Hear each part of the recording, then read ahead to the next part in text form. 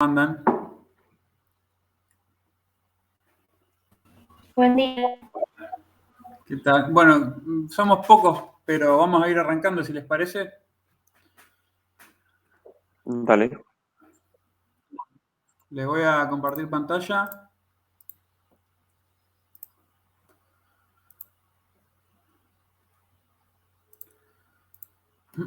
Bueno, hoy arrancamos con el trabajo práctico número 10, que es de diseño de columnas esbeltas. ¿Se ve la pantalla, chicos?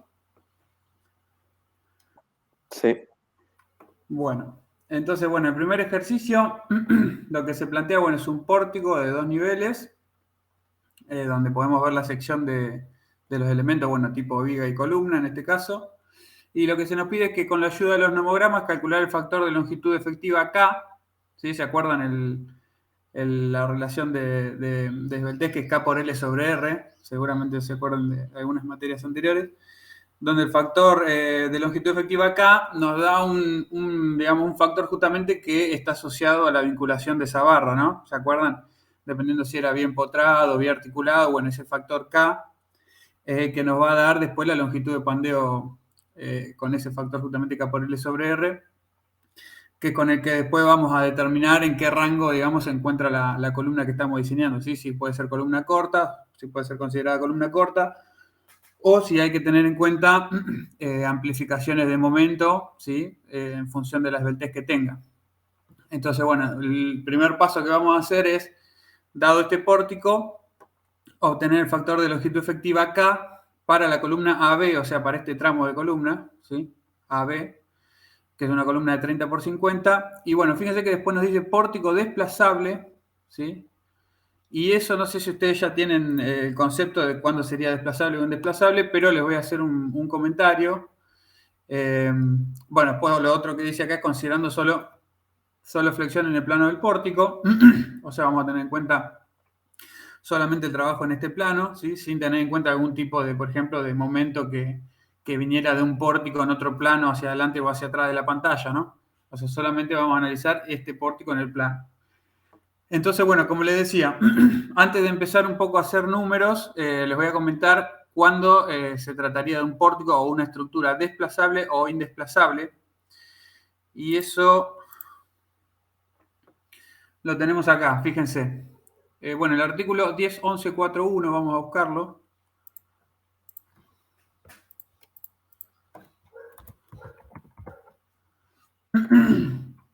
Fíjense, dice, una columna de una estructura se puede suponer como indesplazable, ¿sí? Si el incremento en los momentos extremos de la columna debido a los efectos de segundo orden es igual o menor que el 5% de los momentos extremos de primer orden. O sea, si es desplazable o indesplazable va a depender justamente de una relación de momentos, ¿sí? Y esos momentos, a ver si tengo... Bueno, vamos a verlo con este. Ese momento, esa relación de momentos, mejor dicho, es el P, fíjense, la sumatoria de los P, o sea, de los esfuerzos axiales de las columnas, por el delta, que es el desplazamiento lateral de la columna, desplazamiento relativo de primer orden entre la parte superior e inferior del entrepiso, o sea, de la columna. O sea, que el primer término, o sea, el numerador, es P por delta, ¿sí? Que es el esfuerzo axil por la deformación lateral del entrepiso o de la columna en este caso. Ese es el numerador, digamos, el primer momento que vamos a comparar, que serían los momentos de segundo orden, ¿sí? P por delta. Y en el denominador tenemos los cortes, ¿sí? Fíjense, corte total en el entrepiso, o sea, la fuerza horizontal, que es la que está generando el desplazamiento, por la longitud de la columna o longitud de cada entrepiso. Entonces, si lo ven, P por delta es un momento, ¿sí? P por delta es el momento debido al desplazamiento de la columna por la carga axil de esa misma columna, ¿sí? Entonces, ese es el desplazamiento, el momento de segundo orden, P por delta. Dividido en los momentos de primer orden, que serían las fuerzas horizontales que generan desplazamiento, por la longitud de cada entrepiso, ¿sí? Entonces, esa relación de momentos, si esa relación de momentos es menor al 5%, estamos hablando de una estructura indesplazable. Si esa relación de momentos supera el 5%, estamos hablando de una estructura desplazable. ¿Y eso en qué nos afecta a nosotros, digamos, nuestra resolución del diseño de la columna? que en función de si una estructura es desplazable o indesplazable, van a ir variando los valores del factor de la longitud efectiva K, ¿sí? Entonces, un poco también para después seguir en los ejercicios que vienen, nosotros vamos a saber que cuando una estructura, ¿sí?, va a ser o va a estar dentro de un pórtico desplazable, los valores de K van a ser siempre mayores a 1, ¿sí? Y los valores de K van a ser siempre entre 0 y 1, ¿sí? O sea, indesplazable, el K no supera el valor 1 y desplazable, el K es mayor que 1. Entonces, fíjense cómo influye ese factor que le decía K, que después lo vamos a analizar en la expresión K por L sobre R. Cuando el K es mayor que 1 por estar en una estructura desplazable, obviamente digamos, la condición de la esbeltez de la columna va a ser que cuando el K sea mayor, obviamente va a ser considerada una mayor esbeltez del elemento. Y por el contrario, cuando esté en una estructura indesplazable, que el K va a ser menor a 1, va a disminuir la esbeltez de ese elemento en cuanto a lo que después nosotros vamos a hacer el análisis para poder dimensionar la columna o esbelta. Pero bueno, eso lo vamos a ir viendo ahora a medida que avancemos en los ejercicios. ¿Se entiende, chicos, el concepto de desplazable o indesplazable? En realidad depende de una comparación de momentos de primer orden con momentos de segundo orden. ¿Sí? Bueno. Sí, se entiende. Entonces, vamos a proceder a resolver el inciso A. Bueno, lo que tenemos que hacer, en este caso vamos a leer un artículo, que estaría, esta es la tabla que vamos a considerar para poder hacer el ingreso en el nomograma, pero vamos a leer un poco la introducción de este artículo, el 10.11.1, para ver por qué considera, digamos, cuando vamos a ingresar al nomograma, tenemos que, vamos a un poquito para atrás.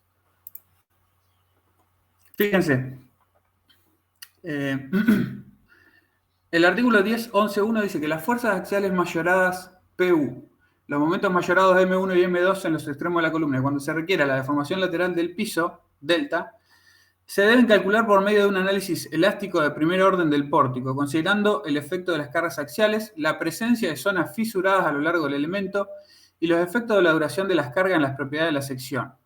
Como alternativa se permiten utilizar para los elementos de la estructura las propiedades que se especifican en la tabla que veíamos, que es la 10.11.1.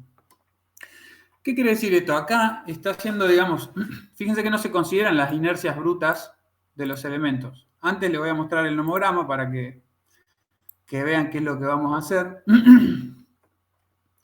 Esto por ahí se acuerdan de estructuras de acero, ¿no? El uso de los nomogramas. Donde ustedes tienen un factor que estaría asociado a la rigidez, a las relaciones de rigideces en un extremo y las relaciones de rigideces en el otro.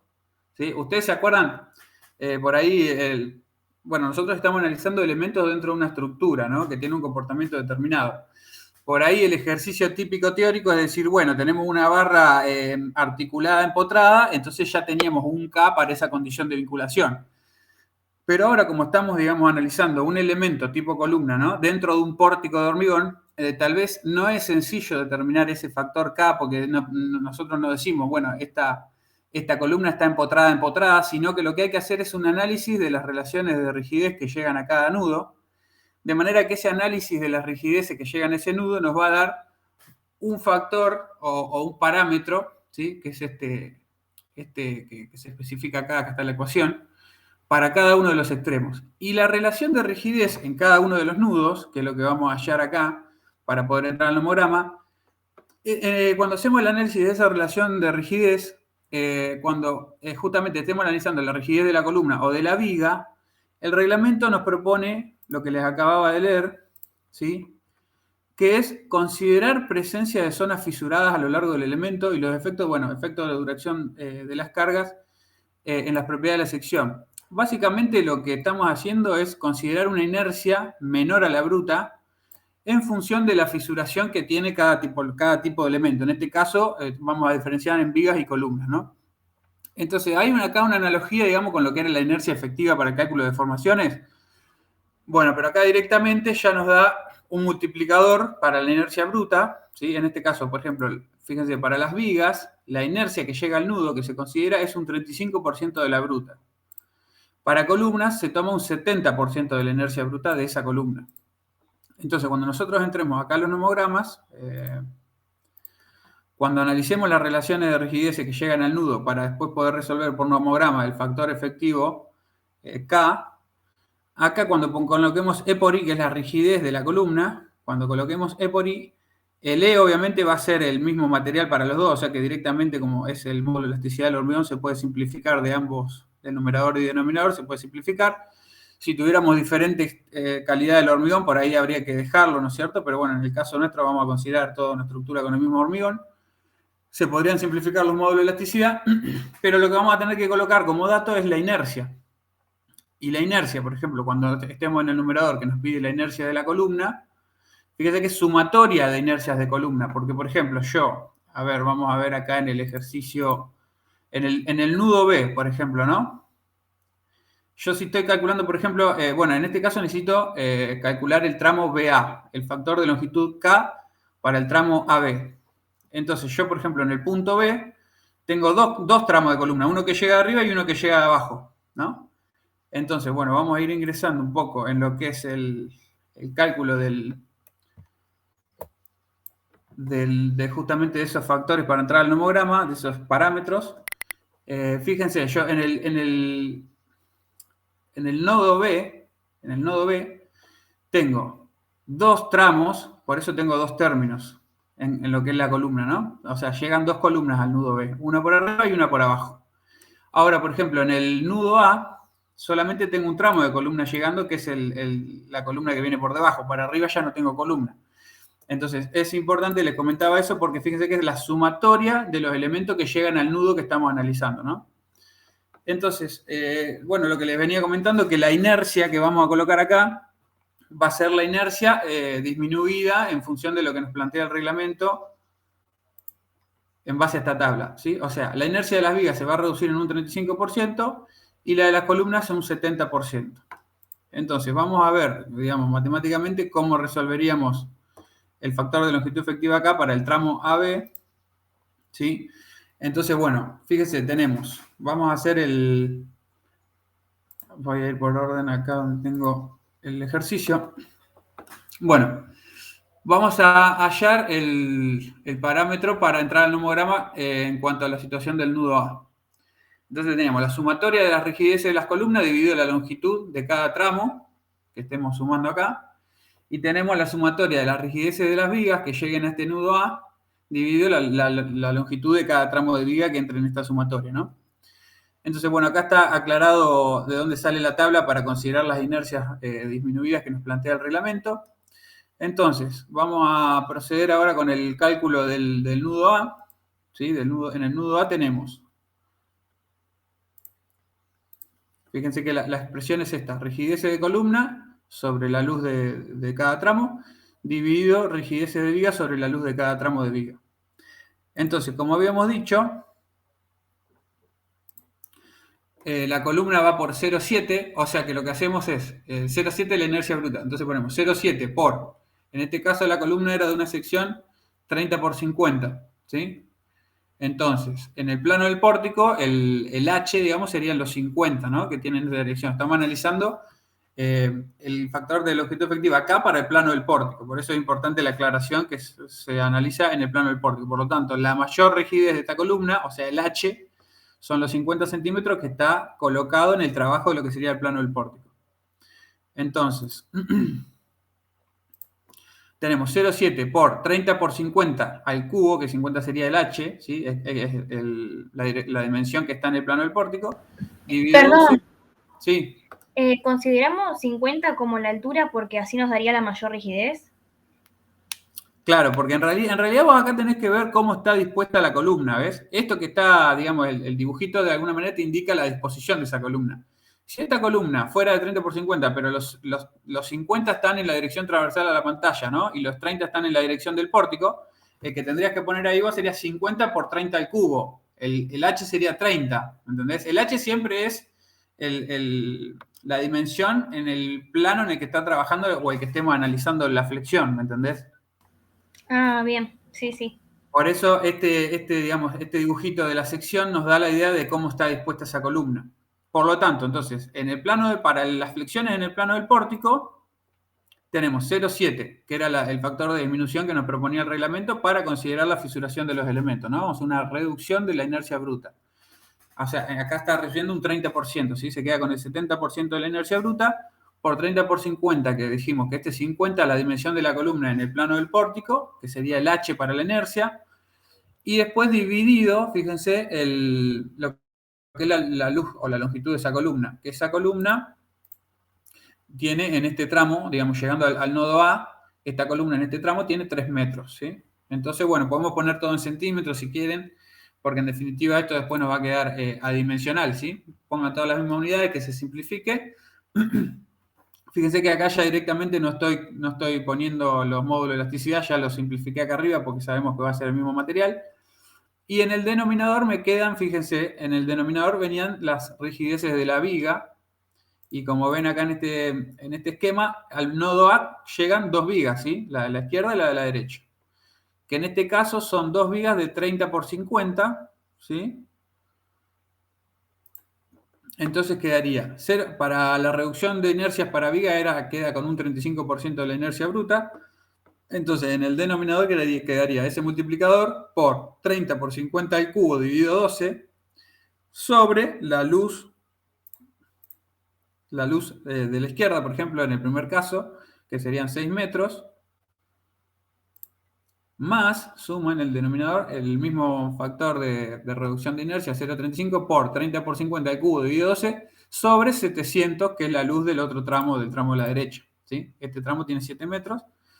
Entonces, de esa manera vamos a obtener el factor adimensional, ¿sí? Que en este caso, bueno, resolviendo matemáticamente esta relación, nos queda el factor para el nudo A, ¿sí? Nos queda un factor de 2,15. Y después vamos a resolver lo mismo, pero para el nudo B. En el nudo B entonces vamos a tener, fíjense, en el nudo B vamos a tener la llegada de dos columnas, la de arriba y la de abajo, y cuando analicemos las vigas vamos a tener nuevamente la llegada de la viga de la izquierda y la de la derecha. Entonces, analizamos las relaciones de rigidez que llegan, digamos, obviamente acá también respetando el multiplicador de la inercia, 0,7 por 30 por 50 al cubo dividido 12 sobre 350, porque fíjense que el tramo de abajo era de 350, más 0,7 por 30 por 50 al cubo dividido 12 sobre 300, que era la luz del tramo de arriba de la columna, ¿sí?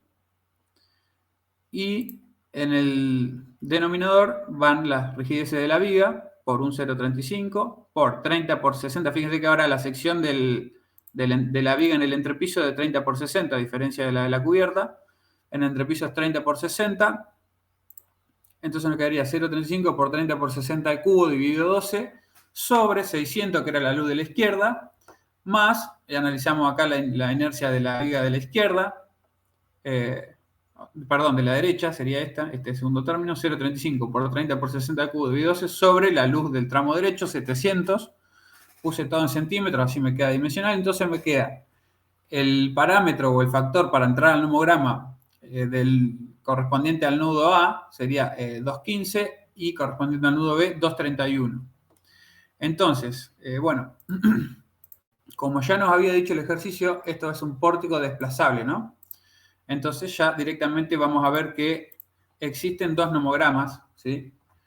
Este nomograma que es para pórticos indesplazables. Como ya les decía, van a ver los factores de longitud efectiva acá.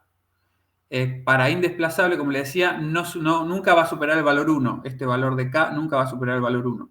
Ahora, cuando estamos hablando de pórticos desplazables, arranca de 1 y va hacia arriba, bueno, hasta infinito en teoría, ¿no?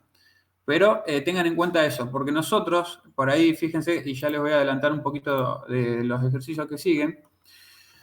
En general, para la resolución de algún ejercicio particular o el dimensionado de alguna columna esbelta, lo que vamos a hacer es ya darle esa información de si está dentro de una estructura desplazable o indesplazable.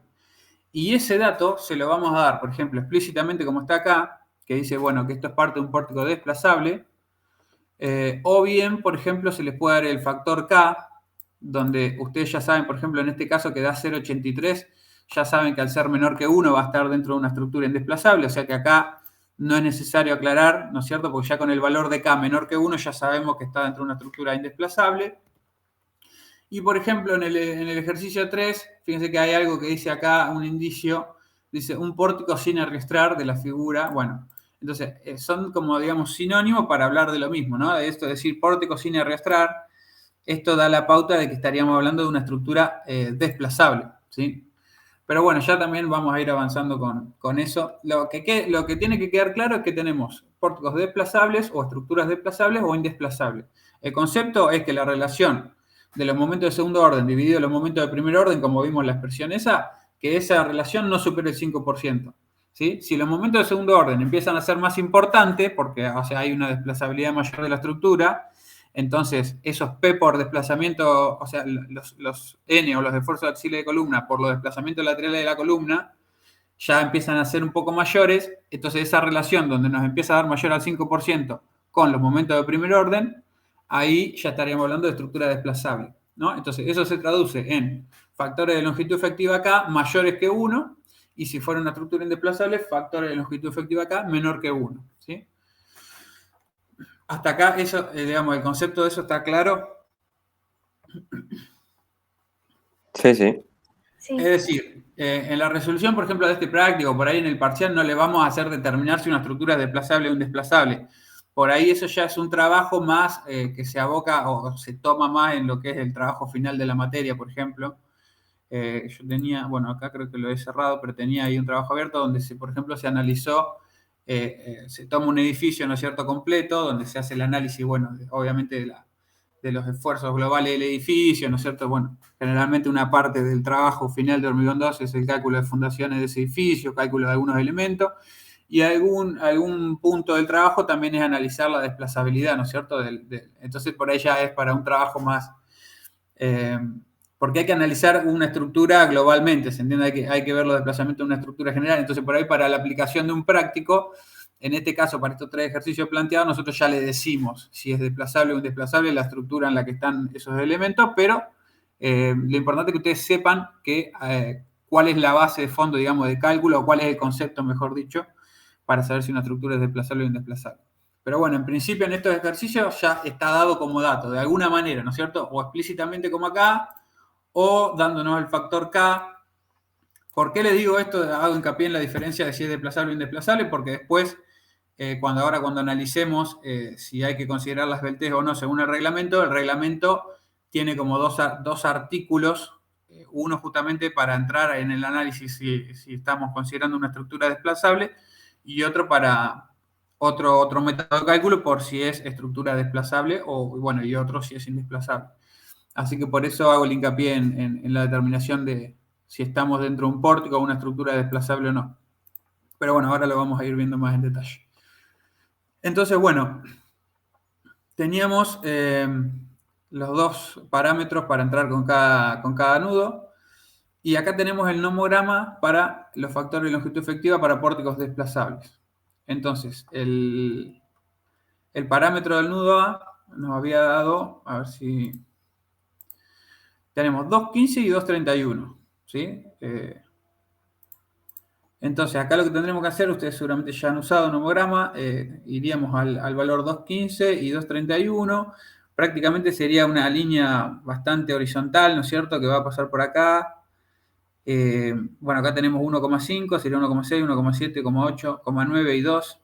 Aproximadamente estaría acá pasando por arriba de 1,6, entre 1,6 y 1,7, ¿no? El factor K, cuando unimos los dos extremos, pasa por la línea vertical del centro y donde corte ese va a ser el valor de K.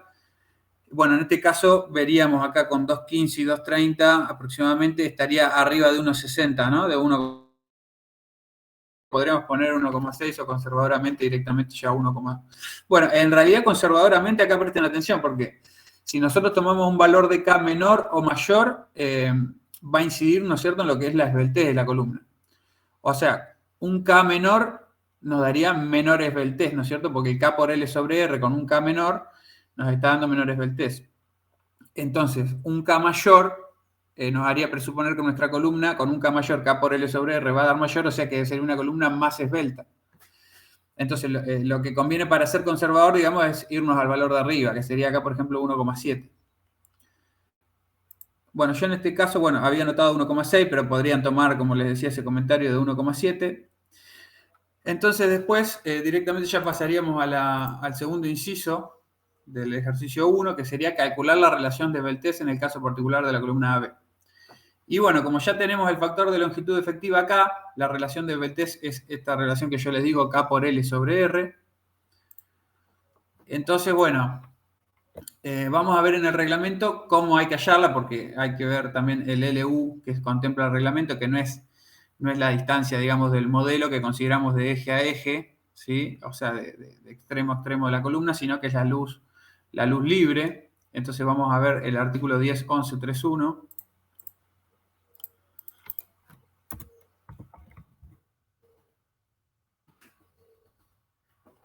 A ver. Bueno, la longitud lateralmente no arriostrada, LU, de un elemento comprimido se define como la distancia libre entre losas de entrepisos, vigas u otros elementos capaces de proporcionar el apoyo lateral en la dirección considerada. O sea, sería como el concepto de luz libre en viga, ¿no? Sería lo mismo, nada más que aplicado a una columna. Entonces, en nuestro caso, fíjense, el LU o la luz libre de columna del tramo AB sería los 3 metros, pero estos 3 metros están considerados de eje a eje de viga, ¿no? De eje a eje de viga del entrepiso y la cubierta. Entonces, nuestro LU va a ser 3 metros menos. Fíjense que por debajo tenemos una viga de 60 centímetros de altura, o sea que para llegar al eje de la viga tendríamos que restar 30 centímetros. Y por arriba tenemos una viga con una altura de 50 centímetros, o sea que para llegar al eje de la viga tendríamos que restar 25. Entonces sería 3 metros menos 30 menos 25. 3 menos 55, ¿no? Sería 2,45. Ven acá, la luz libre, digamos, es los 3 metros que figuran en el modelo, que son de eje a eje de viga, restando las 2 semialturas de la viga de cubierta y del entrepiso. ¿Sí? ¿Está claro? Entonces, cuando analicemos la relación de Beltrés, K por L sobre R, SL es la luz libre de columna, o longitud libre de columna, que en este caso es 2,45. Por lo tanto, tenemos el factor de longitud efectiva acá, que habíamos sacado con el nomograma, para estructura desplazable, 1,6 por 2,45 dividido R, y vamos a ver el radio. R es el radio de giro, ¿no? Es el radio de giro que ya está, digamos, de alguna manera determinado en el reglamento en función de la dimensión de mayor longitud. O sea, por ejemplo, en este caso, la que esté aplicando el brazo para trabajar con las flexiones en el plano del pórtico que estamos analizando. En este caso, bueno, esa columna, que ya la habíamos hablado, sería de 30 por 50. El H que nos requiere para el cálculo de ese radio de giro, el H es obviamente la dimensión que está teniendo en el plano de trabajo de este pórtico, ¿no? Entonces el H en este caso serían los 50 centímetros. Pero bueno, vamos a ver el artículo donde se plantea cómo obtener el radio de giro, que es el 10.11.2.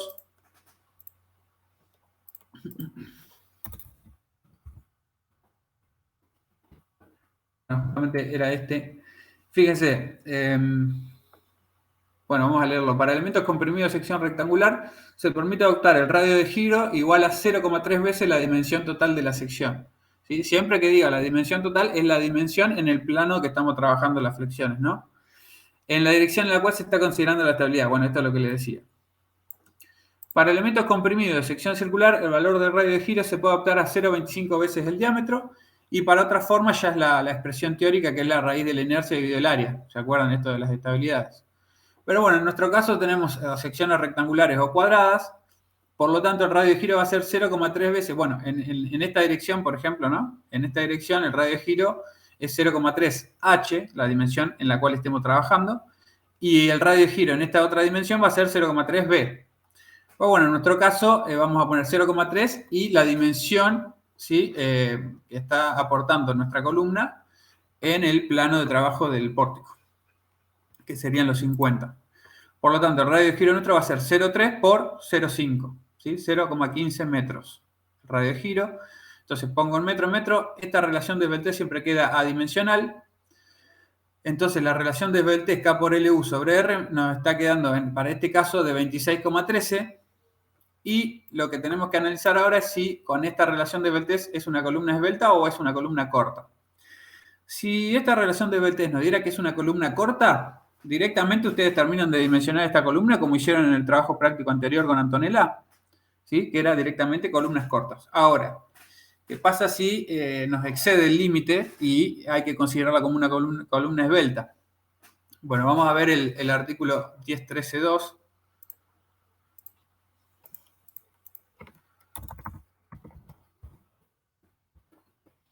Bueno, acá está lo que les comentaba, ¿ven? Nosotros vamos a generar, o lo que plantea el reglamento es un procedimiento con momentos amplificados. O sea, ¿cómo considera la esbeltez de la columna en el caso de que sea esbelta? Bueno, a los momentos que tenga esa columna se los amplifica con un procedimiento que está planteado en este artículo 10.13. Pero ese procedimiento tiene una diferencia, o sea, o se plantea la diferencia entre el procedimiento para pórticos desplazables, pero también está el mismo procedimiento análogo para pórticos indesplazables, ¿sí? Por eso es fundamental determinar en qué tipo de estructura estamos trabajando, ¿no? En este caso ya habíamos determinado, o estaba explícitamente planteado, que era un pórtico desplazable, por lo tanto nos vamos a ir al artículo 10.13 y vamos a leer un poquito que dice: para elementos comprimidos en pórtico desplazable, el factor de longitud efectiva K se debe determinar utilizando los valores de E por I indicado en el artículo 10.11.1, justamente que el E, bueno, el módulo de elasticidad del hormigón, pero la inercia es la inercia disminuida que nos indicaba en la tabla como la que habíamos empleado antes. Y bueno, cuando estamos en pórticos desplazables, conceptualmente sabíamos que el factor de longitud efectiva K siempre va a ser mayor a 1. Y bueno, ahora nos interesa ver esta definición, que es el límite, digamos, a partir del cual nuestra columna va a ser considerada esbelta o corta. Entonces dice que en los elementos comprimidos desplazables, o sea, no ariostrados contra el desplazamiento lateral, se permite despreciar los efectos de la esbeltez siempre que la relación de esbeltez, o sea, K por LU sobre R, sea menor que 22. Entonces, en nuestro caso, nos había dado 26,13, por lo tanto, ya queda deducido, ¿no es cierto? Queda resuelto de que esta columna, así como está, la vamos a tener que dimensionar como una columna esbelta. O sea, es una columna esbelta. Entonces, vamos a aplicar ese procedimiento, ¿sí? Que ahora lo vamos a aplicar en el segundo ejercicio. Directamente ya, este ejercicio 1 ya llega hasta este punto, ¿no es cierto? Que dice calcular la relación de BT y, bueno, y definir si es una columna corta o esbelta. Hasta acá llegamos definiendo que ese tramo AB va a ser una columna esbelta, ¿sí? Y para dimensionarla, digamos, habría que emplear el procedimiento justamente que estábamos viendo, que es para pórticos desplazables, ¿sí? Pero bueno, hasta acá llegó este ejercicio. Ahora sí nos vamos a meter en el procedimiento de cálculo con el ejercicio número 2 para ver justamente cómo se considera la amplificación de los momentos para justamente cuando una columna es, en este caso, esbelta.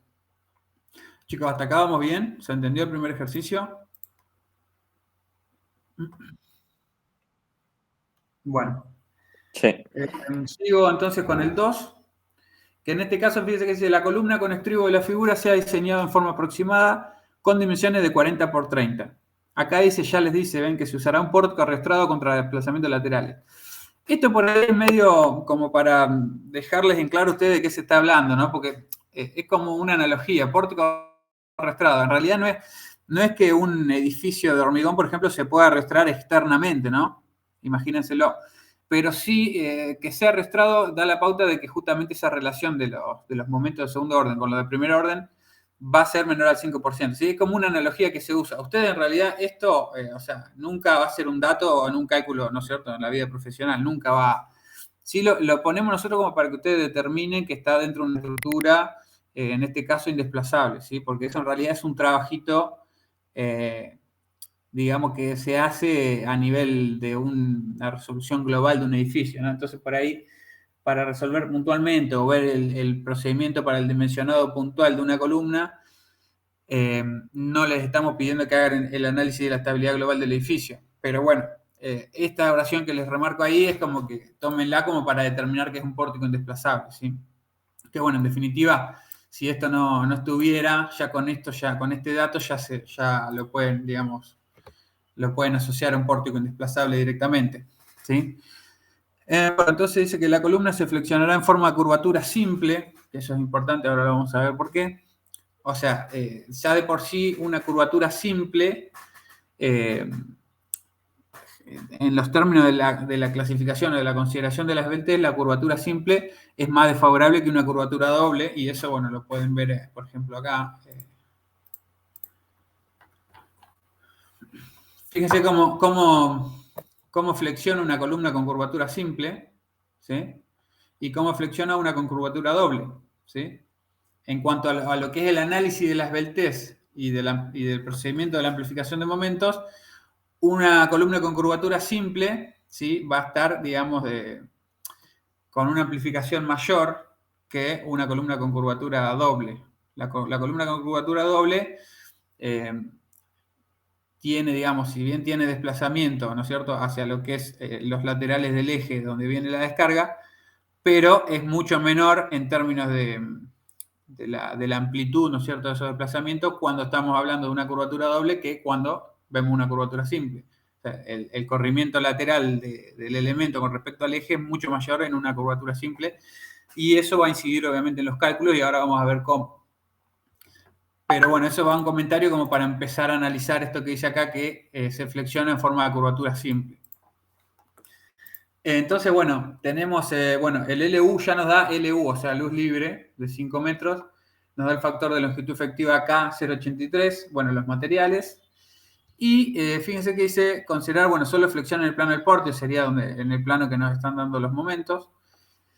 Y nos dice la carga axil, PU, debido a cargas permanentes D, o sea, solo debido a cargas permanentes, y después tenemos el otro dato acá, que es la PU, debido a todas las cargas, ¿no es cierto? En este caso a las permanentes y las de servicio.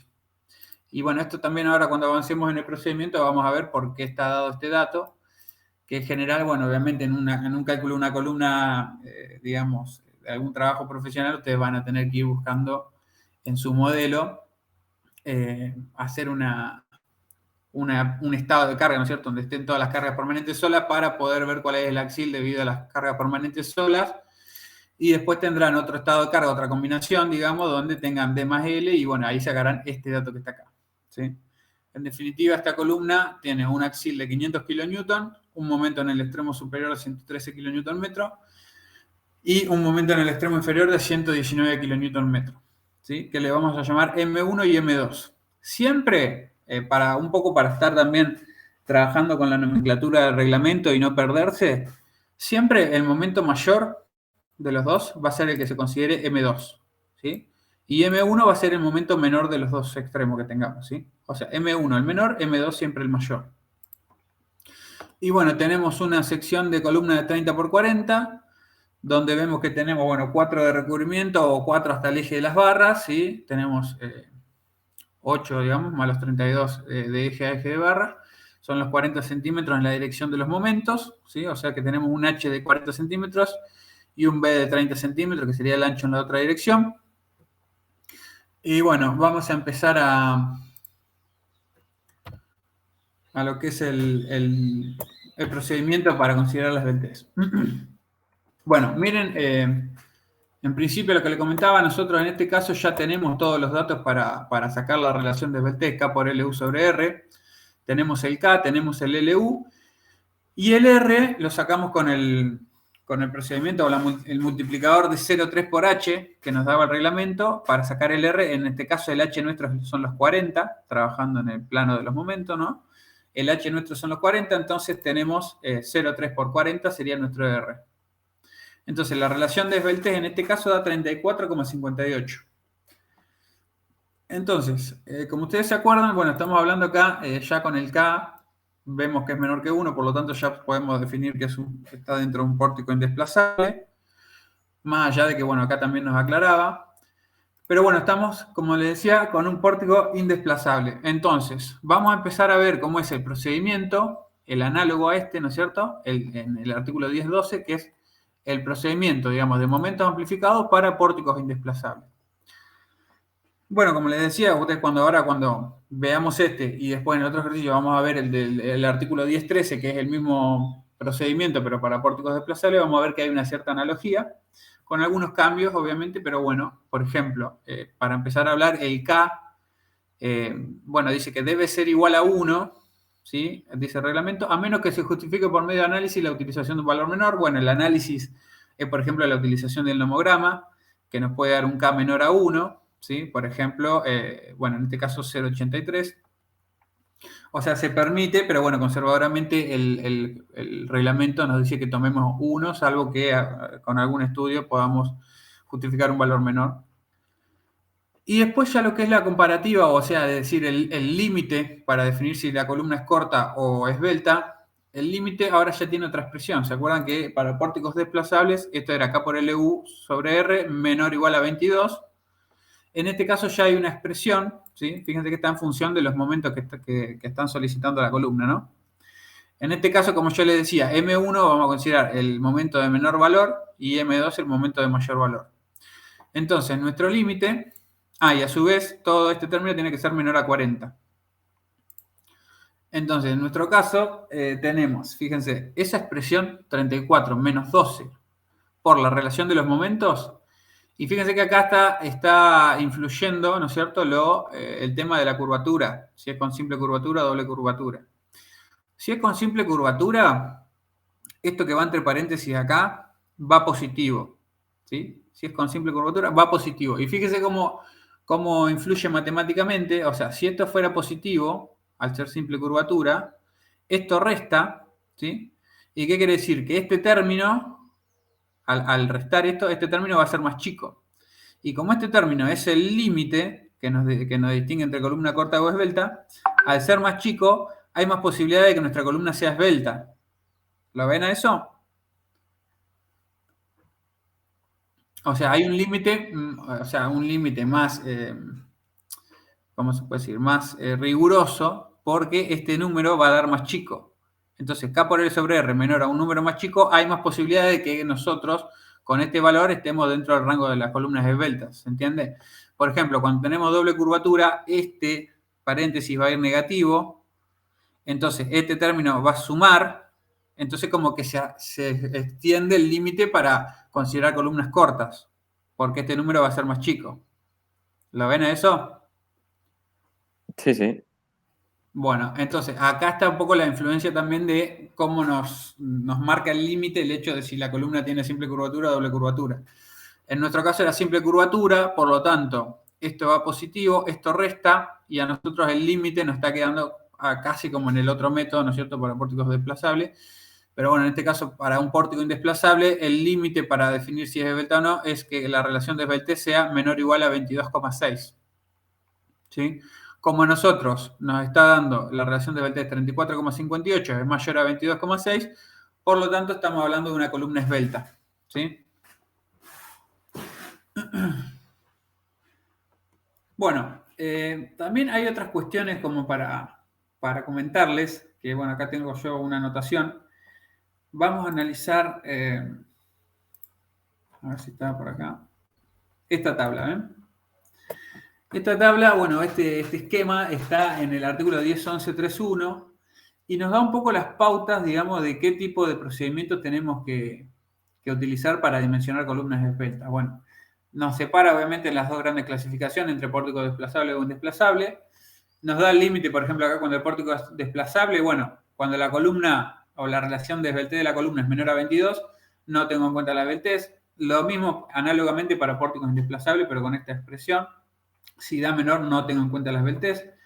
Y acá fíjense otros límites, ¿no? Si la relación de esbeltez está entre 22 y 100, puede usar los métodos aproximados, que son estos que plantea el reglamento.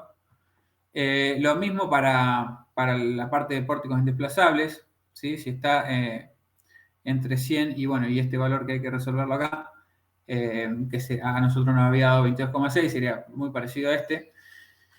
Ahora, ya cuando las relaciones de esbeltez son mayores a 100, ya este método aproximado que estamos viendo del reglamento no se consideraría. Sí habría que hacer un análisis P-delta, por ejemplo, y esto ya hay software, por ejemplo, que ya contemplan esto, pero de todas maneras, un poco el comentario de esto apunta a que nosotros, en general, o sea, imagínense, para tener una relación de esbeltez mayor a 100 tiene que ser una columna demasiado esbelta, ¿no? Nosotros en la práctica o por ahí en la práctica diaria, ¿no es cierto?, en la vida profesional, por ahí no excedemos, o lo recomendable es no exceder esbelteces mayores a entre 50 o 70, ¿sí? Tomar como un límite. O sea, no es recomendable, digamos, salvo que no quede alguna otra opción por diseño o lo que sea, pasar estas esbelteces, ¿no es cierto?, de estas relaciones de esbelteces de 100. Sí, por ahí, si llegamos hasta un 50 de relación de esbeltez, puede ser, pero ya más de 70, por ejemplo, ya se intentaría obviamente agrandar alguna sección o ver qué pasa con las vinculaciones para justamente disminuir un poco esa relación de esbeltez. Pero bueno, estos son los rangos, digamos, y los métodos aplicables para justamente el diseño de columnas esbeltas. Pero bueno, resumiendo un poco, nosotros estamos acá, digamos, en este rango de relaciones de esbelteces, ¿sí? Entre 22 y 100 aproximadamente, y bueno, acá habría que ser, dependiendo esta resolución de este término, a ver cuánto estaríamos acá, pero aproximadamente estamos siempre hablando de relaciones de esbelteces menores a 100, y generalmente estaríamos hablando como límite máximo entre 50 o 70, no superar los 70, ¿no?, en esa relación de esbeltez. Eso como comentario. Bueno, entonces ahora sí ya nos podemos meter de lleno en lo que es el método de cálculo, que está en el artículo 10.12.3. Vamos a leerlo del reglamento.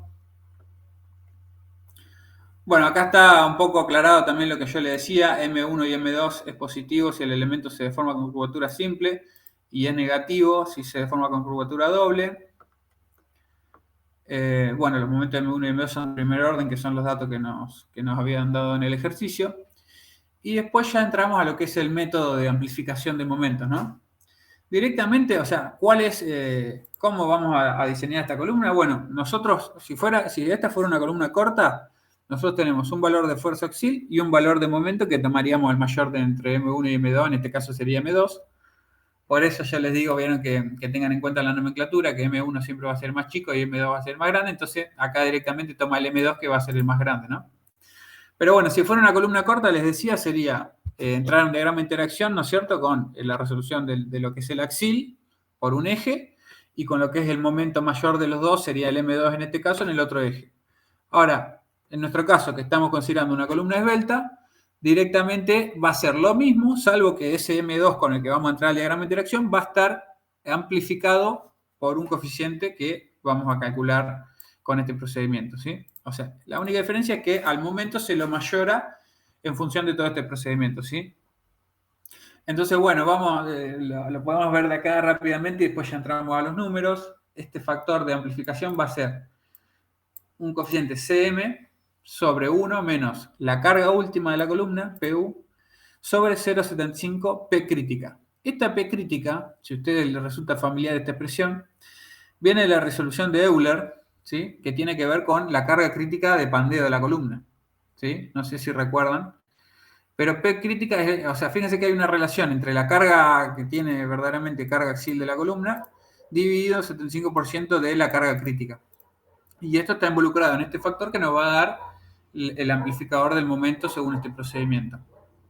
Bueno, después es cuestión de resolver esta carga crítica, donde tenemos E por I, que es la rigidez, y en E por I nos da dos opciones para el cálculo, ¿sí? Generalmente vamos a usar esta. Ahora vamos a ir viendo cómo sería numéricamente. Pero bueno, una vez que obtenemos la carga crítica y obtenemos este coeficiente C sub M, que C sub M se obtiene con el artículo 10.12.3.1, que es 0,6 más 0,4 por las relaciones de momento, tiene que ser sí o sí mayor a 0,4. Bueno, acá de vuelta lo mismo, M1 sobre M2 es positivo si es con curvatura simple y es negativo si es con curvatura doble. Y bueno, y después también chequear que nuestro M2 que está solicitando la columna sea mayor que un M2 mínimo, porque por ejemplo, a veces por ahí estamos hablando de una columna esbelta, pero estáticamente no tiene grandes valores de momento, entonces el reglamento nos dice que sí o sí, para el dimensionado de esa columna, vamos a tener que verificar un momento mínimo, que es, fíjense, un PU por una excentricidad, ¿sí?, que sería PU por 15 más 0 más un 3% de H. Donde, bueno, esto va al milímetro, bueno, después le vamos a poner números también.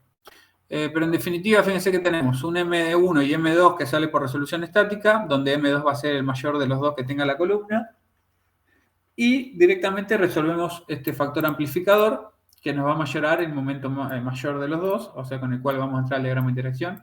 Entonces, directamente al diagrama de interacción entraríamos con MC, que es el M2 amplificado. ¿Hasta acá vamos?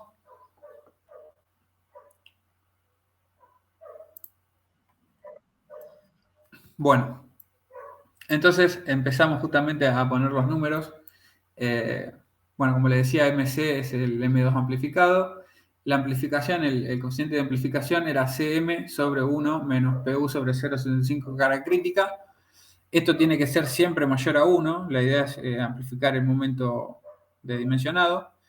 Entonces, ese C sub M sería 0,6 más 0,4 por la relación de los momentos. Era positivo para curvatura simple, por lo tanto, nuestros momentos serían 103 y 119, los que venían dados en el inciso.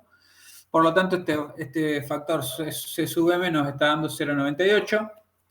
Después, para seguir resolviendo lo que sería la carga crítica de pandeo, la rigidez E por I ya viene dada por reglamento, se puede usar una u otra. Fíjense cómo está planteado, es esta o esta de abajo. Generalmente es más sencilla de resolver esta.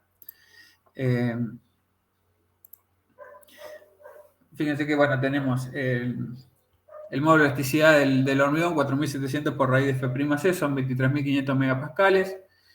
La inercia bruta sería 0,3 por 0,4 al cubo dividido 12, es la inercia bruta de la columna. ¿Se acuerdan que era de 30 por 40? Y en la dimensión de la columna, en el plano que estamos analizando los momentos o las flexiones, la dimensión era de 40, por lo tanto este va a ser el H, B por H cubo dividido 12. Y después tenemos, fíjense, 1 más beta D, donde beta D, ahora vamos a ver qué significaría.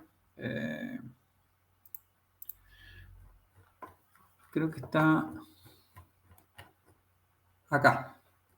En la misma tabla donde nos dice las propiedades de las secciones, ¿sí? Que nos da las disminuciones de las inercias brutas para considerar las inercias fisuradas. En esta misma tabla, acá abajo, nos especifica qué sería beta D. Fíjense, para pórticos indesplazables, que sería el caso nuestro, beta D es la relación entre la máxima carga axial mayorada que actúa en forma permanente, carga de larga duración, y la máxima carga axial mayorada asociada a la misma combinación de cargas.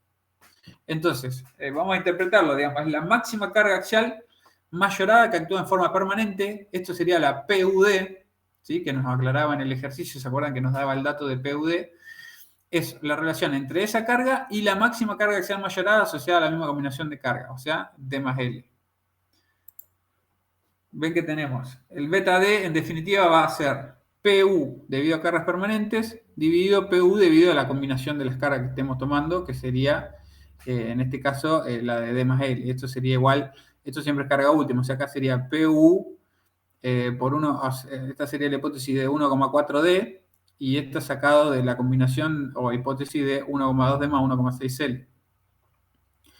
En realidad, perdón, acá vieron que aclara, dice, y la máxima carga axial mayorada asociada a la misma combinación de cargas. O sea que no es como les dije recién, sino que este sería por 1,2D. O sea, habría que hacer un estado de carga que sea 1,2D, no 1,4, ¿sí? Porque tiene que ser solamente con las cargas permanentes, pero con la misma combinación que vamos a sacar esta. Entonces, si esta es 1,2D más 1,6L, esta tiene que ser 1,2D, ¿sí? ¿Lo ven a eso? Yo recién le había dicho 1,4D, pero en realidad es asociado a la misma combinación de cargas. O sea, de la carga que saquemos, por ejemplo, si esta fuera 1, bueno, generalmente D siempre está por 1,2, 1,2D más 1,6L, entonces acá tenemos un estado de carga que sea solamente 1,2D y de acá sacar el axil de esa columna, ¿no? Entonces, esto ya nos había dado como dato, nosotros si estamos haciendo una estructura nosotros, ¿no es cierto?, calculándola estáticamente, generaremos un estado de carga, una combinación que sea 1,2D. Y de ahí sacaremos este valor. Entonces, en definitiva, nuestro beta D nos queda en este caso 200 sobre 500, que eran los datos que teníamos acá, ¿sí? PUD 200 y D más L 500. Entonces, nuestro beta D nos queda 0,4. De esa manera tenemos el E por I resuelto, ¿no? Todo lo que es el E por I. Que el E por I, entonces tomamos esta expresión, 0,4 por el módulo de elasticidad del hormigón, por la inercia bruta de la columna, dividido 1 más beta D, que habíamos resuelto 0,4. Por lo tanto, tenemos el término E por I resuelto, 10,74 meganewton metro cuadrado. Y la carga crítica de pandeo sería pi al cuadrado por E por I sobre K por LU, todo K por LU, todo al cuadrado. Entonces, nuestra carga crítica de pandeo, resolviendo en meganewton, nos queda 6,15 meganewton. Entonces, fíjense que directamente nosotros tenemos la expresión esta, ya tenemos el C sub M, tenemos la carga crítica de pandeo y el PU ya lo teníamos, que eran los 500 kilonewton, PU ya, digamos, de la combinación total. Entonces, resolviendo matemáticamente, nos queda el CM era 0,98, 1 menos 500 sobre 0,75 por la carga crítica de pandeo, nos da un factor de amplificación de 1,1. O sea, lo que vamos a hacer para considerar la desveltez de esta columna es al M2 de la resolución estática se lo mayoran un 10%. ¿Sí? Y entonces con ese 10% en la mayoración en el momento con el que vamos a entrar al diagrama de interacción, con esa mayoración del 10% se están considerando los efectos de la esbeltez de esa columna. ¿Sí? Es sencillo, digamos. Y de ahora en más lo que viene para el dimensionado de la columna es ingresar al diagrama de interacción, ven, como está claro acá, con PU, el PU sería el mismo, y el MC sería el M2 por un 10%. ¿Sí? Entonces, con esa simple amplificación del momento, se está considerando el efecto de la esbeltez con este procedimiento del reglamento. ¿Sí? ¿Hasta acá estamos bien? Sí.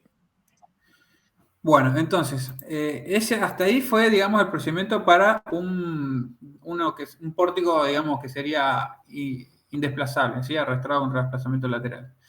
El K menor que 1, entonces identificamos ya que era un pórtico indesplazable y hicimos el desarrollo de la amplificación de momento con ese procedimiento.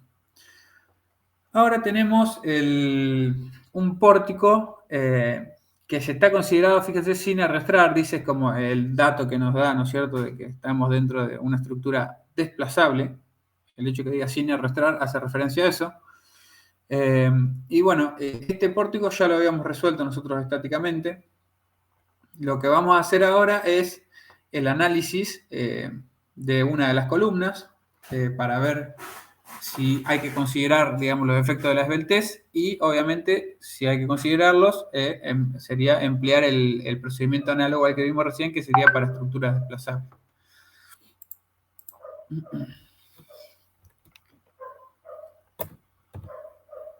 Perdón, en el anterior me olvidé de verificar el momento mínimo, ¿se acuerdan? Vamos a verlo, así ya dejamos todo planteado el ejercicio 2. 10, 12, 3, 2.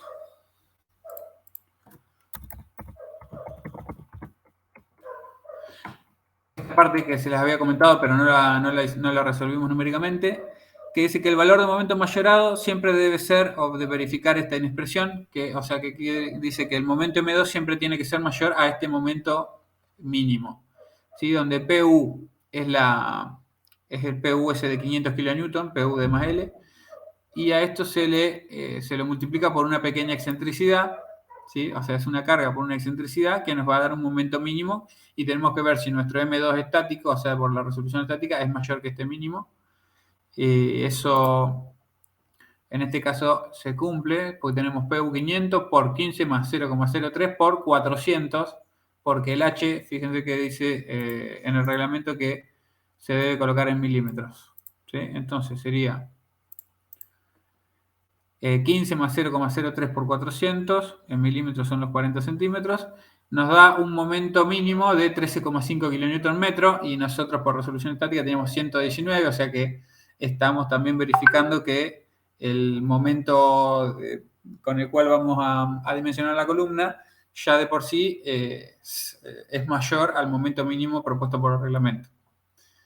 Bueno, faltaba verificar esa. Entonces ahora vamos a ver justamente el procedimiento ya pasando al ejercicio 3.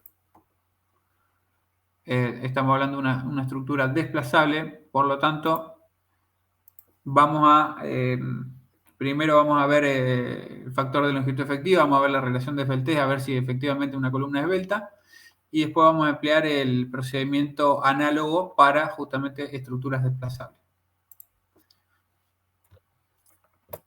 Bueno, en cuanto a lo que es la resolución estática, este ya lo tenemos hecho, ya habíamos hecho las combinaciones, habíamos tomado las combinaciones 1,4D, bueno, acá yo tengo anotado en limpio el momento y el PU de cada columna, pero después lo tengo en otro esquema de la resolución estática que ahora lo vamos a ver.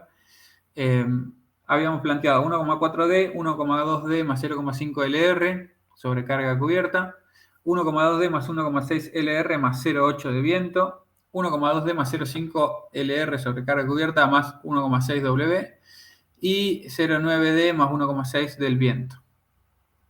Bueno, ya esta hora vamos a analizarlo ahora cuando empecemos a lo que es el procedimiento para la mayoración de los momentos, pero en principio lo que vamos a ver es, vamos a calcular el factor de longitud efectiva. Y nosotros, entonces, en este caso, tenemos un apoyo que en este caso está esquematizado como un apoyo articulado. Por ahí en hormigón es bastante extraño ver una llegada de una columna, una fundación articulada, pero bueno, en este caso está planteado de esa manera, así vamos a tomarlo tal cual como está esquematizado, que de paso nos viene bien para ver cómo considerar el apoyo articulado. O sea, está llegando esta columna, vamos a ver por ejemplo esta, tenemos que sacar la relación de rigideces en el nudo, ¿sí? En el encuentro entre la viga del pórtico y la columna, y la relación de rigideces acá, que vamos a ver que cuando es articulado, ese factor directamente se toma infinito, ¿sí? Entonces, que vamos a tener que obtener matemáticamente, como nos plantea el reglamento, la relación de rigideces es el parámetro para entrar al nomograma en el nudo arriba en el encuentro de viga-columna.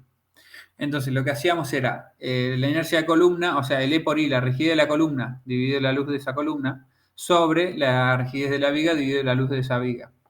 Entonces, los módulos de elasticidad directamente los simplificamos y tenemos la inercia de la columna, que se multiplicaba por un 0,7, ¿sí? Se disminuye un 30% la inercia bruta de la columna, dividido la luz de esa columna, que en este caso de 3,5 metros, la inercia multiplicada por 0,7 nos da 0,021 metros a la cuarta, que es el valor que puse acá.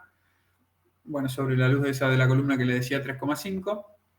Y en la inercia de la viga tenemos la inercia bruta por un 0,35, o sea, es un 35% de la inercia bruta, que llevándolo a valores me da 0,0063 metros a la cuarta, y esa viga tiene una luz de 9 metros, ¿sí? Por lo tanto, el factor para entrar al nomograma correspondiente al nudo A está dando 0,88.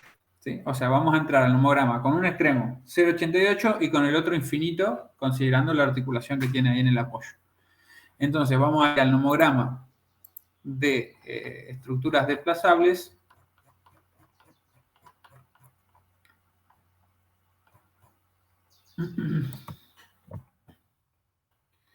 Que habíamos dicho 0,88 y infinito.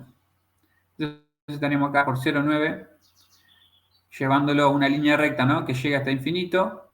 0,9, fíjese más o menos por dónde estaría pasando. Ahora yo debo tener el valor. A mí me da 2,6. Esto después por ahí les convendría tenerlo impreso, ¿no es cierto? Con una regla.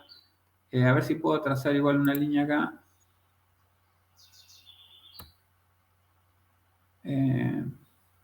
Forma.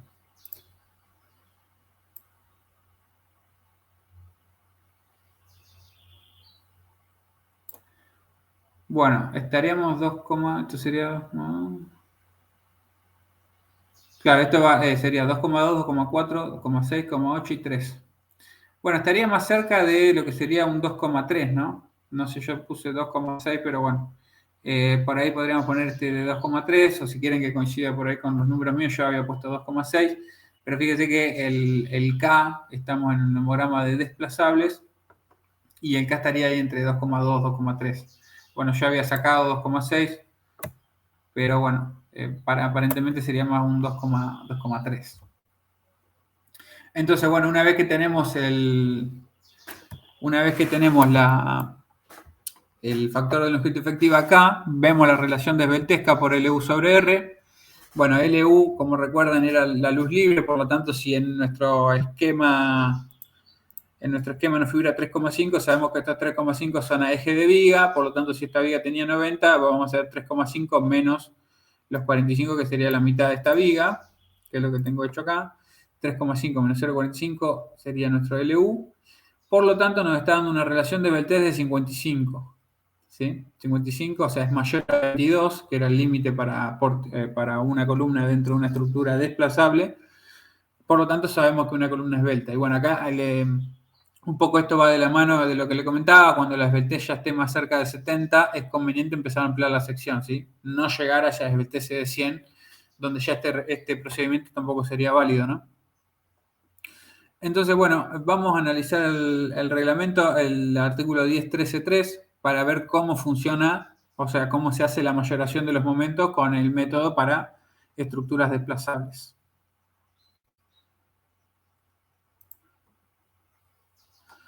Acá está. Fíjense que dice, los momentos M1 y M2 en los extremos de un elemento individual comprimido se deben obtener con las siguientes expresiones. Entonces, lo que sobre que vamos a trabajar, bueno, en este caso va a ser el M2, el mayor. Y fíjense que tenemos el M2 como que este procedimiento lo descompone en dos términos. Tenemos M2, esto NS significa que no genera desplazamiento lateral. O sea, hay un momento que va a tener la columna, pero este momento es debido a las cargas que no generan desplazamiento lateral. O sea, es un momento en la columna debido a las cargas gravitatorias que, bueno, obviamente trasladan un momento a la columna justamente por el mismo trabajo del pórtico, ¿no? O sea, las cargas gravitatorias flexionan la viga va a parar a las columnas y le traslada, además de una compresión, le va a trasladar un cierto momento. Bueno, este momento del primer término, M2NS, es el momento justamente generado por cargas gravitatorias o cargas que no son fuerzas horizontales, ¿sí? Que no generarían deformaciones horizontales. Y después hay otra porción, ¿sí? Otra porción de momento que sí es netamente provocado por las cargas horizontales o cargas que generan desplazamiento horizontal. Y acá, en este término, no van a estar consideradas las cargas verticales, o sea, las cargas gravitatorias. Es decir, voy a pasar en claro, para que no sea tan engorroso esto. Nosotros tenemos, por ejemplo, acá tenemos la resolución de la hipótesis 1,4D, ¿no? De lo que era el pórtico. Obviamente, como el viento en esta hipótesis no está, esto sería todo carga gravitatoria. Después tenemos 1,2D más 0,5 LR, todo carga gravitatoria. Después aparece, bueno, acá aparece la hipótesis de 1,2D más 1,6 L más 0,8 del viento. ¿Ven? O sea, esta era la 9,3. Tenemos 1,2D más 1,6 L más 0,8 del viento. Entonces, por ejemplo, en este estado, que es la combinación que ya van a ver comparando las otras, que es la que nos va a dar los esfuerzos pésimos más desfavorables, por lo tanto la que vamos a utilizar, de esta combinación, o sea, yo hago la resolución estática, ¿no? Con las cargas mayoradas, 1,2D más 1,6 L y 0,8 del viento, que serían 36 kN horizontales.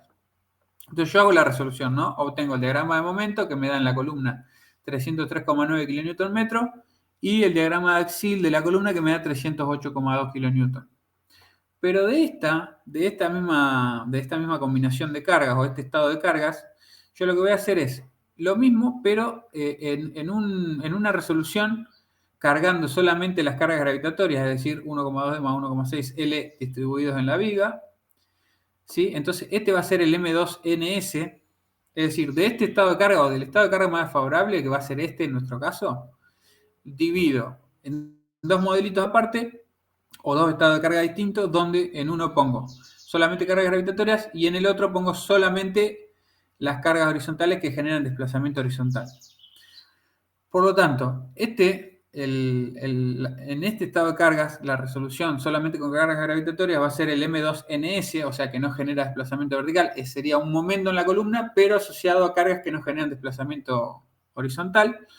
Y después vamos a tener la resolución del momento en la columna solamente con las cargas que generan desplazamiento horizontal, por ejemplo, en este caso, la carga puntual de viento.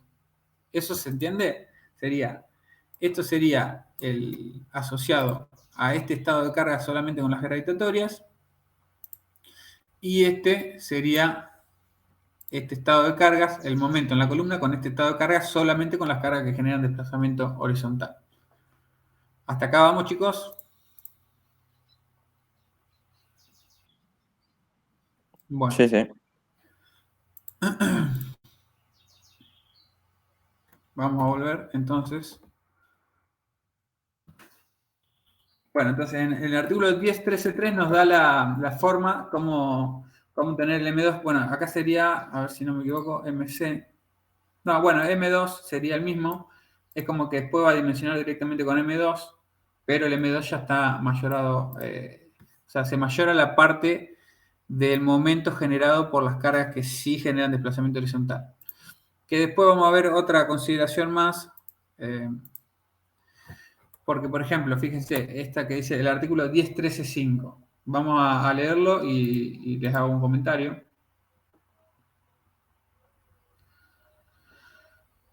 Bueno, como veíamos, el M2 con el que vamos a dimensionar la columna sería el M2NS, que es la parte del momento con las cargas gravitatorias que no generan desplazamiento horizontal, más el momento desglosado, ¿no es cierto?, en la columna de las cargas que sí generan desplazamiento horizontal solamente con esas cargas. Entonces ahora lo que dice el 10.13.5 es que si un elemento individual comprimido verifica esta expresión, dice que debe ser diseñado para la carga mayorada PU y el momento MC determinado con el artículo 10.12.3. Y bueno, los valores de M1 y M2 se deben calcular con el artículo 10.13.3, el factor beta D, ahora vamos a ver cómo se calcula. Pero en definitiva lo que está diciendo esto es que si esta inecuación se da, se verifica, entonces, además de esta consideración, digamos, de amplificar este momento, lo que nos va a quedar, fíjese que dice que tendremos que usar el artículo 10.12.3,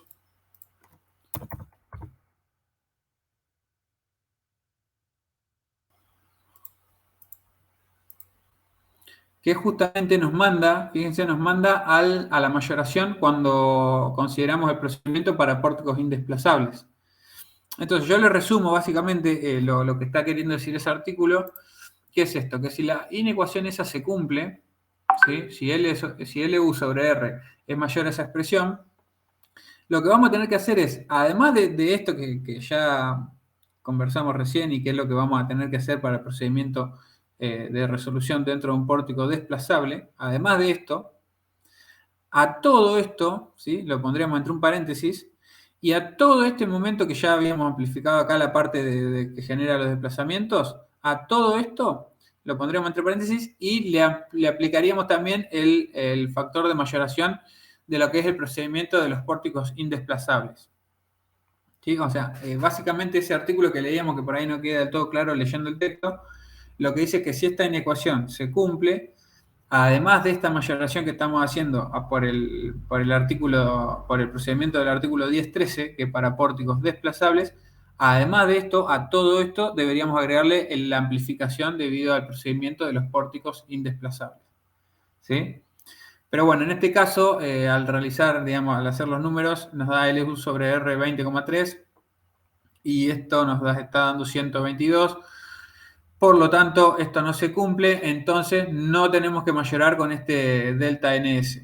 ¿Sí? Solamente, digamos, hacer lo que nos dice el procedimiento de amplificación de momentos para pórticos desplazables. O sea, solamente nos quedamos con esta expresión y con este M2 que va a ser con el que entremos al diagrama de interacción para resolver la columna. ¿Está claro, chicos, hasta acá? Sí. Bueno.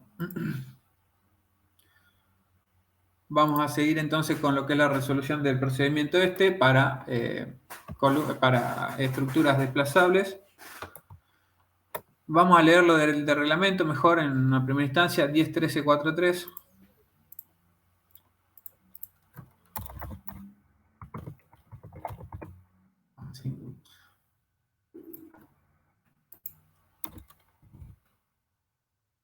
Bueno, el delta sub S, ¿sí? Con el cual vamos a mayorar la porción de momento, ¿sí? Debido a las cargas que generan esfuerzo, que generan deformaciones horizontales. Este delta sub S se define como, bueno, acá podríamos poner un 1, o sea, o simplificar de ambos lados el M sub S, sería 1 sobre 1 menos. Y acá fíjense que tenemos sumatoria de PU dividido 0,75. Esto es análogo al otro procedimiento, pero fíjense que hay una sumatoria, ¿sí? O sea, sumatoria, y ahora vamos a ver cómo se genera esa sumatoria, pero la sumatoria de todas las cargas verticales mayoradas en un piso. O sea, por ejemplo, en este caso, nosotros tenemos un pórtico con 2 columnas, entonces la sumatoria de los PU son la sumatoria de los PU de una columna y de la otra, ¿sí? Y las cargas críticas va a ser el valor de la carga crítica en función de la sección que tenga esa columna. En este caso tenemos 2 columnas iguales, por lo tanto vamos a sacar la carga crítica para una y lo vamos a multiplicar por 2, porque tenemos 2 columnas en el pórtico, o en el entrepiso, en el nivel. Y bueno, esto a su vez debe ser mayor o igual que MS, o sea, que quiere decir que este factor de multiplicación tiene que ser mayor o igual a 1. Bueno, vamos a proceder a los números. Bueno, como les decía, el delta sub S sería igual a 1 sobre 1 menos la sumatoria de PU, donde la sumatoria de PU, fíjense que yo tengo en la resolución, el estado 3 es la que nos va a dar los esfuerzos, digamos, de la envolvente, los esfuerzos pésimos. Entonces yo tengo en la columna derecha, en el PU o la reacción es de 308,2 kilonewton, y en la columna de la izquierda la reacción o el axil de la columna es de 285,8 kilonewton. Por lo tanto, acá coloco la sumatoria de los axiles de cada una de las columnas, ¿sí? Los 285 de la columna izquierda más los 308,2 de la columna derecha. Y después lo que tengo que sacar es la carga crítica, ¿sí? Carga crítica de pandeo para la sección que tenemos en consideración. Entonces lo que tenemos que hacer es sacar el E por I, ¿sí? El K por LU, K y LU ya los conocemos, bueno, Pi es una constante. Entonces, bueno, resolvemos la expresión de la rigidez E por I, que si se acuerdan del artículo que habíamos visto antes, era 0,4 por E por I, justamente donde el módulo de elasticidad de 23.500 megapascales. La inercia bruta, en este caso, estamos hablando de columna de 30 por 50, por lo tanto los 50 son los que están en la dirección del pórtico, en el plano que estamos analizando, por lo tanto este sería el H, 0,3 por 0,5 al cubo dividido 12, sobre 1 más beta D. Pero beta D nosotros habíamos leído la definición, recién habíamos leído la definición, pero para pórticos indesplazables. Esa definición para pórticos desplazables nos dice, a ver si encuentro la tabla, acá. Esa definición de beta D para pórticos desplazables dice que, excepto en el caso especificado en el artículo 10.13.6, beta D es la relación entre el máximo acorte mayorado que actúa en forma permanente, o sea, como una carga de larga duración, en un entrepiso, y el corte máximo mayorado de ese entrepiso. Ahora bien, como por ejemplo las cargas que generan corte, o sea, que generan desplazamientos horizontales en nuestro ejercicio, en el pórtico, como las cargas son de origen de viento, o sea, no son cargas horizontales en forma permanente. Por lo tanto, en nuestro caso, para este caso en particular, ese beta D va a valer 0. ¿Sí? Vale 0 porque no hay carga de corte permanente. Que por ejemplo, a ver si a ustedes se le ocurre un ejemplo de una carga horizontal permanente, ¿qué podría ser?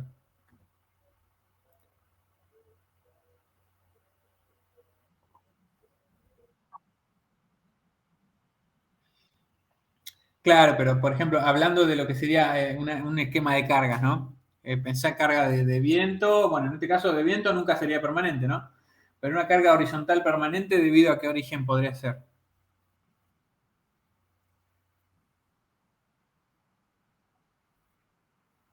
Sí, pero la mampostería, por ejemplo, es carga gravitatoria.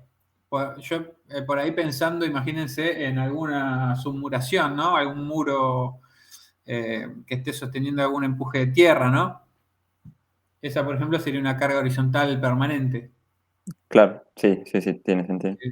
Entonces, bueno, siempre que es esto, digamos que los desplazamientos horizontales o las cargas que generen cortes sean de origen de viento, digamos, el numerador donde están las cargas permanentes que generan corte va a ser siempre 0, porque no tenemos cargas permanentes que generen esfuerzos horizontales. Entonces, en este caso, el beta D vale 0. Y resolvemos, ¿no? Los 0,4 por módulo de elasticidad por la inercia bruta de la columna. El E por I nos da 29,32 meganewton metro cuadrado. Y bueno, ya teníamos el factor de longitud efectiva acá. El LU ya lo teníamos también calculado. Entonces directamente la carga crítica de pandeo de una columna con esta sección es de 4,6 meganewton, ¿sí?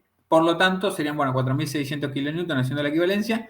Y por 2 porque tenemos dos columnas, ¿sí? La sumatoria de las cargas críticas. Como las dos columnas son iguales, directamente multiplicamos por 2. Si tuviéramos una columna de una sección y la otra sección, habría que hacer el calculito, digamos, de cada una de ellas y sumar los dos términos acá.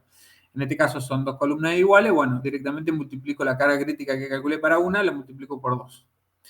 Entonces, en definitiva, nos queda, fíjense, la mayoración, nos quedaría 1,098, aproximadamente nos da el mismo valor de mayoración que el ejercicio anterior, o sea, está mayorando en un 10%, pero mayorando, fíjense, solamente esa mayoración de un 10% se da para el término del momento que es generado por las cargas que sí generan desplazamiento lateral y no está aplicado al momento que es generado por las cargas gravitatorias, ¿sí? En resumen,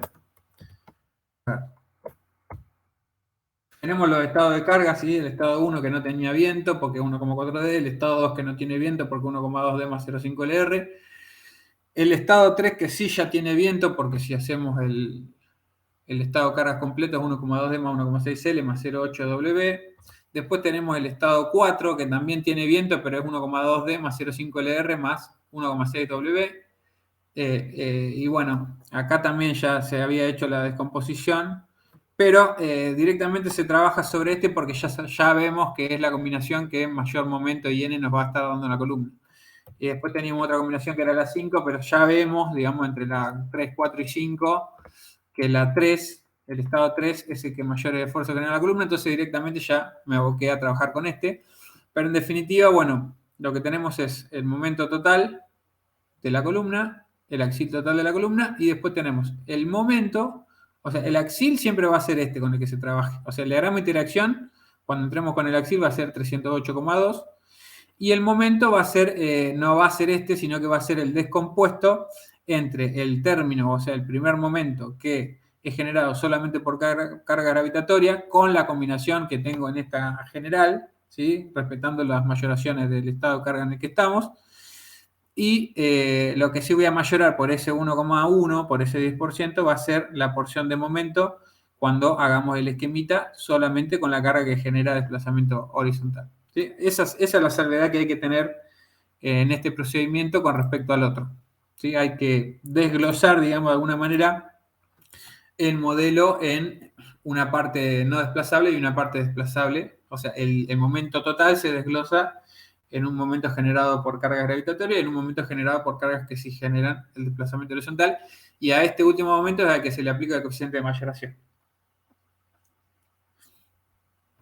Y bueno, después, digamos, una vez que ya tenemos resuelto, lo que vamos a hacer es, bueno, aplicar la mayoración a esa parte del momento y después vamos a entrar al diagrama de interacción con estos valores. Bueno, el PU que ya le habíamos dicho, recién, los 308,2 kN/m, y el momento que nos está dando 232,26. Con estos dos pares, o sea, con este par de valores, digamos, entramos al diagrama de interacción y se resuelve el diseño de la columna como ya venían haciendo.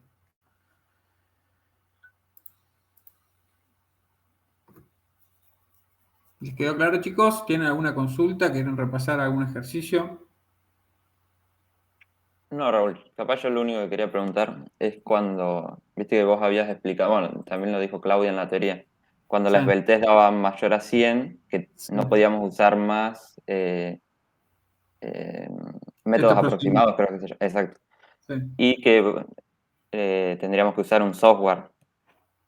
No, Sí. no hay ningún cálculo, digamos, por ejemplo en el CIRSOC no hay nada. Y lo que pasa es que estamos hablando, viste, de estructuras.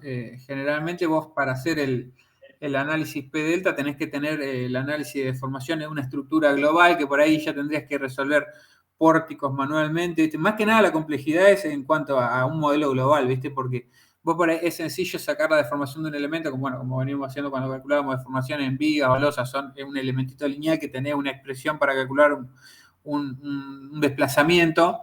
Pero cuando estás hablando de estructuras globales, por ahí el hecho de tener que materializar, ¿no es cierto? Vos imaginate que tenés un edificio de 10 pisos, generalmente estas estructuras esbeltas se van a dar en grandes, o sea, estas columnas esbeltas, por ejemplo, se van a dar en grandes edificios.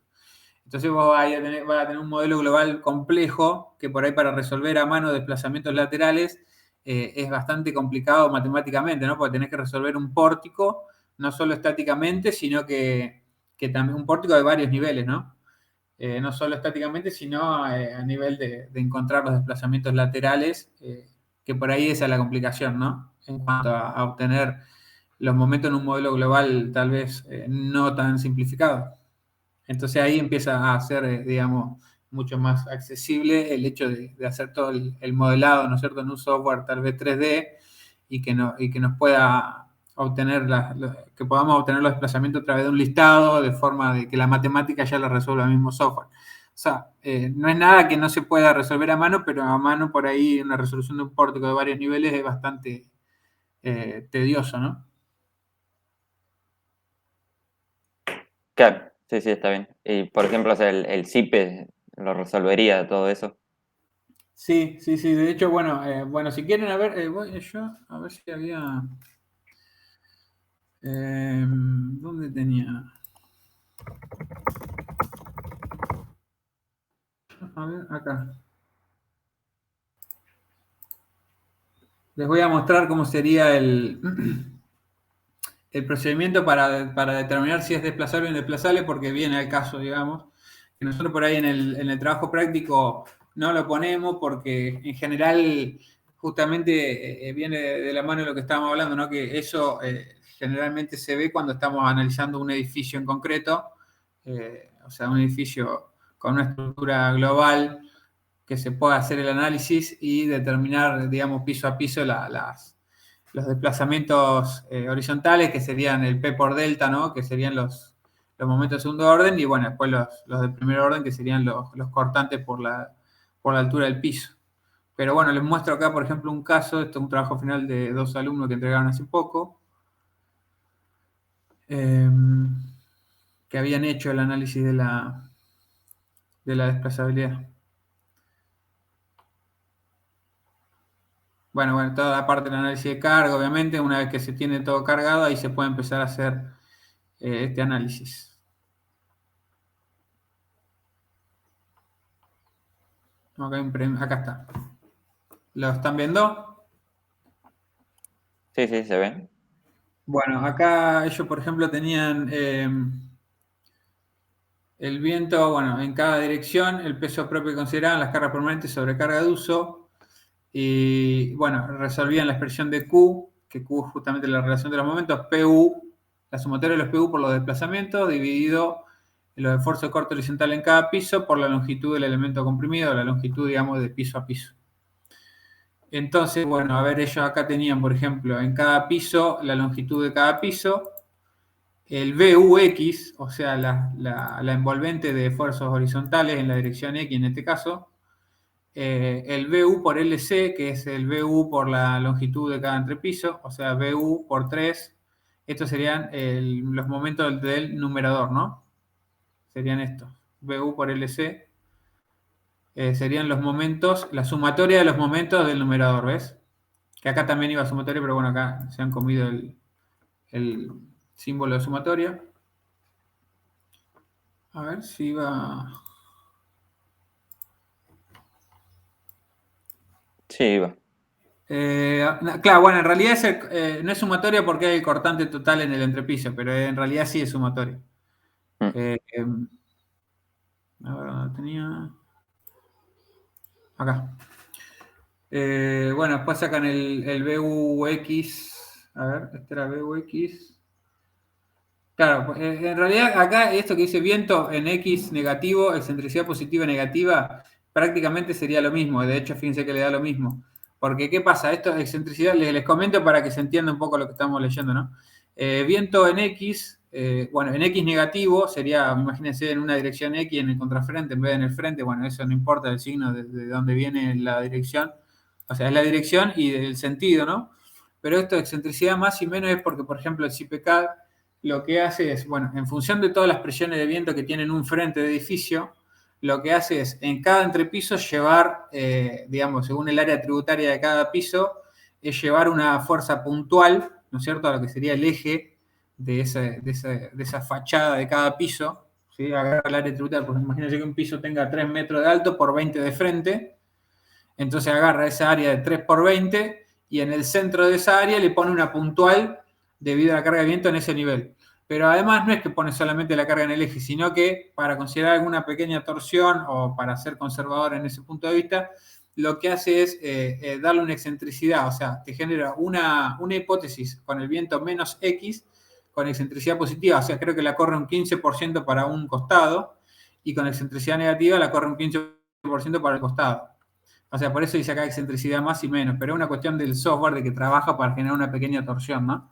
Pero bueno, en realidad esto sería lo mismo, viento menos X, excentricidad más y menos, fíjense que hasta termina dando el mismo valor la sumatoria, ¿no? Sí, sí. Y después, bueno, hicieron lo mismo para más Y, en X, excentricidad positiva y negativa, y, a ver, QX, bueno, acá está, y P por delta X lo tienen acá, esto sale del programa. Entonces, a ver qué hicieron, claro, hicieron acá 31.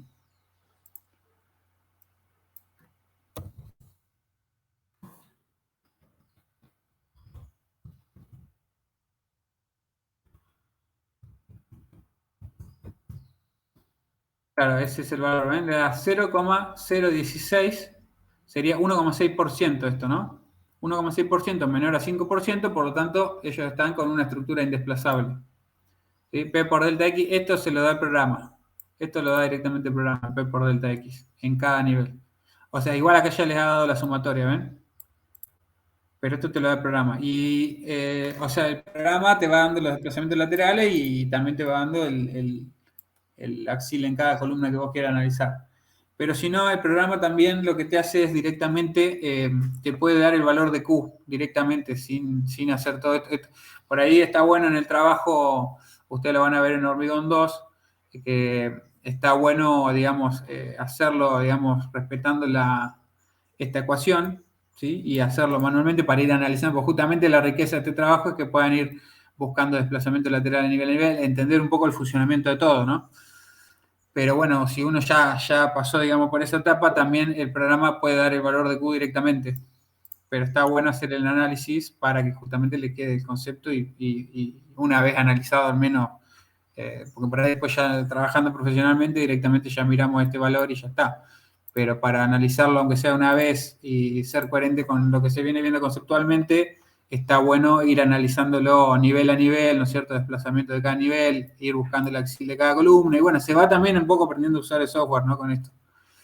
Pero directamente también nos da, el programa nos da el valor de Q, que justamente es esa relación de momento. Si este Q da menor a 5%, estructura indesplazable. Si da mayor a 5%, estructura desplazable. Por eso es lo que yo le decía hoy, que el hecho por ahí de poner en el ejercicio alguna estructura sin arrastrar es como medio vago el término, ¿no? Porque no, en realidad no depende si está arrastrada o no. Pero justamente ustedes ven ahí que depende de la relación de los momentos. Si los desplazamientos que tiene el edificio por nuestra solicitación en nuestro estado de carga genera desplazamientos a nivel de cada entrepiso con respecto al otro, de manera de que los P por delta, o sea, los momentos de segundo orden, sean mayor a un 5% de los totales o de los de primer orden, ahí es una estructura desplazable, y si está por debajo es indesplazable. Digamos. Ese es básicamente el concepto. Pero bueno, nosotros acá por ahí van a ver este tipo de cosas para decirle, bueno, es desplazable, por ejemplo. O esto que le demos acá a 0,83, ya saben que es indesplazable, más allá de que acá estaba aclarado. Pero bueno, en realidad la forma de determinarlo es esta, ¿no?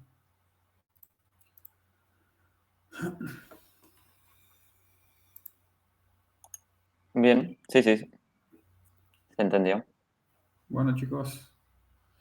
Por ahora estaríamos, entonces no sé si quedó algún comentario, consulta. Después les voy a cargar esto en la plataforma.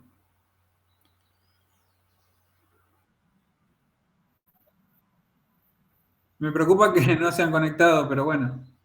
Ninguno grabó la clase, ¿no? Ah, bueno, buenísimo. Ah, buenísimo, buenísimo. Menos mal, pues ya me quedaba preocupado. Si no. Bueno, chicos, nos vemos. Listo. Nos vemos, Raúl. Gracias, nos vemos. Chao.